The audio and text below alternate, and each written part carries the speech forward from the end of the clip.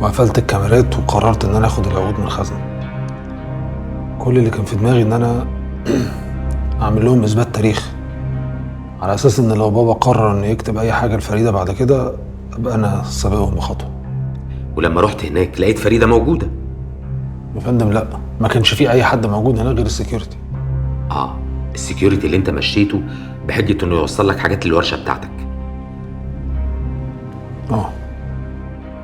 وطبعا لما دخلت تسرق العقود فريده طبت عليك، حصلت بينكوا خناقه وقتلتها.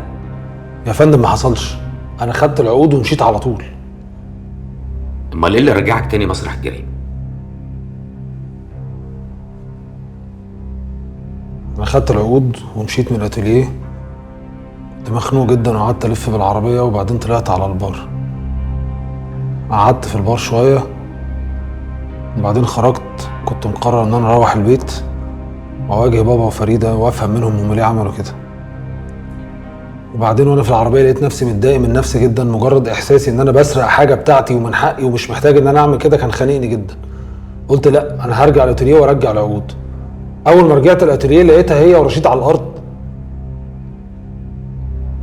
امال العقود كانت بتعمل ايه هناك؟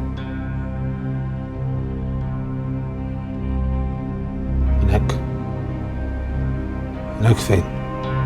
هناك في مسرح الجريمه.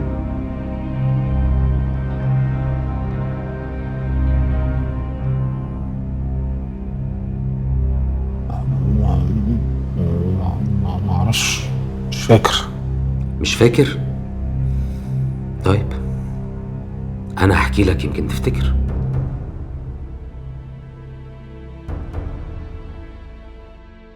اللي حصل انك فعلا رحت ودخلت عشان ترجع العقود لمكانها، بس اتفاجئت ان المجني عليها خارجه من المكتب بعد ما اكتشفت موضوع السرقه، لما لقت الخزنه مفتوحه.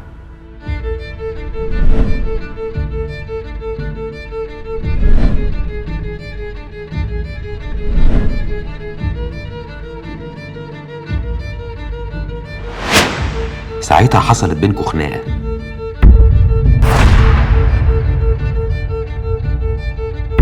زقتها، اتخبطت في راسها في المكتب لكن ما ماتتش.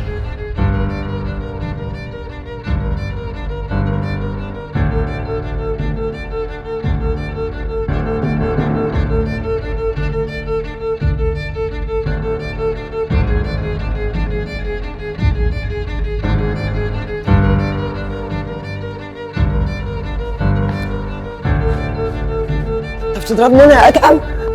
ده ايه؟ بتخبطني انا على راسي؟ ما انت السبب. ابتدت تتخانق معاك اكتر، خفت، ما حسيتش بنفسك غير وانت بتضربها بالتمثال لغايه ما ماتت.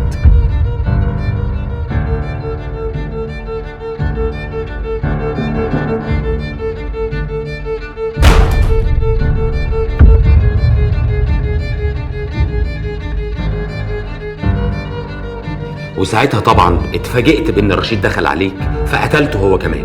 يا فندم ما حصلش اي حاجه من اللي حضرتك بتقولها دي. انا كل اللي فاكره ان انا وفريده فعلا اتخانقنا جامد، واول مره كنا نوصل للدرجه دي، لدرجه ان انا اصلا مش فاكر انا كنت بقول لها ايه، بس كل اللي فاكره ان انا كنت بزعق لها جامد جدا. يعني انت فاكر انك قعدت تزعق معاها قوي ومش فاكر انك قتلتها؟